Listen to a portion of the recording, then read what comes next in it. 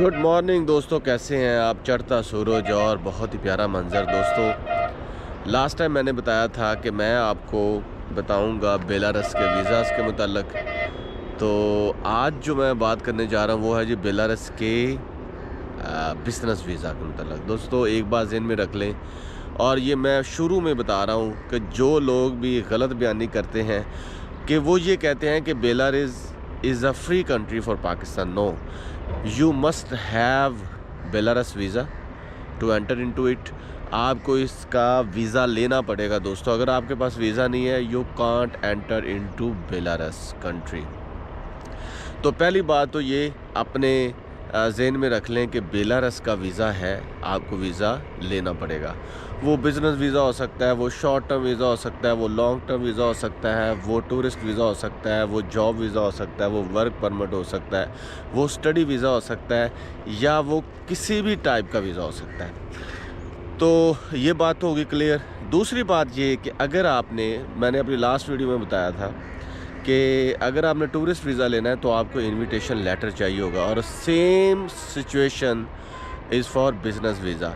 आपको business visa के लिए भी इनविटेशन लेटर चाहिए होगा। अगर आपके पास इनविटेशन लेटर नहीं है तो आपको वीज़ा कभी भी नहीं मिलेगा।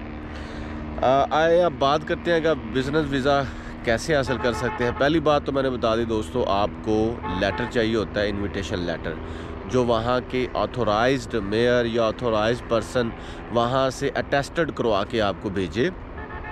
और इसके साथ साथ डॉक्यूमेंट्स क्या चाहिए, आपकी बैंक स्टेटमेंट चाहिए।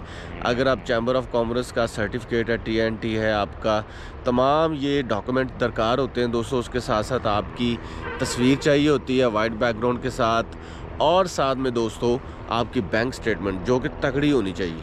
ये नहीं कि 2-2.5 लाख की बैंक स्टेटमेंट, आप बिज़नेस करने जा रहे हैं तो कम से कम भी कोई 40-50 लाख की। और अगर आपने वहाँ पे शॉर्ट टर्म वीज़ा लेना है तो 90 दिन से कम का वीज़ा होगा, लाइक बिज़नेस मीटिंग करनी है या कोई किसी कंपनी से मिलना है। और अगर आपने लॉन्ग टर्म वीज़ा लेना है तो वो 90 दिन से ज़्यादा होगा। इन दोनों सूरत हाल में एक चीज़ ज़हन में रखें, आपको इनविटेशन लेटर ज़रूर चाहिए होता है। इसके अलावा आपकी कंफर्म टिकट चाहिए, होटल कंफर्म्ड होना चाहिए, या वो लोग जो आपको बुला रहे हैं वो आपके लिए आपकी लॉजिंग और बोर्डिंग का इंतज़ाम कर रहे हों। और इसके अलावा छोटे छोटे पोलियो वैक्सीन हो गया, ये दरकार तो नहीं लेकिन आपके पास होनी चाहिए। इसके अलावा आपके पास होना चाहिए दोस्तों क्रिमिनल रिकॉर्ड होना चाहिए, उसका सर्टिफिकेट होना चाहिए। इसके अलावा आपकी जो ट्रैवल हिस्ट्री है वो बहुत मायने रखती है। एक और चीज़ ज़हन में रख लें दोस्तों कि इन तमाम डॉक्यूमेंट्स के होते हुए भी लास्ट टाइम मुझे एक मेरे चाहने वाले ने कॉल की और उसने बताया कि भाई ऐसे है कि मुझे वीज़ा नहीं मिला, मुझे 1 माह हो गया, मेरे पास इनविटेशन लेटर भी है। तो उसकी मेन वजह ये होती है कि अगर आपको हालांकि इसका वीज़ा तो 5 से 7 दिन में मिल जाता है, आपकी कोई ना कोई डॉक्यूमेंटेशन रह चुकी होती है। इसलिए आप अच्छे तरीके से फॉर्म फिल करें और उसको अप्लाई करें, साथ में ये डॉक्यूमेंट्स अटैच करें, और 5 से 7 दिन लगते हैं जी। और अगर आपका मेडिकल भी है तो वो भी वेल एंड गुड।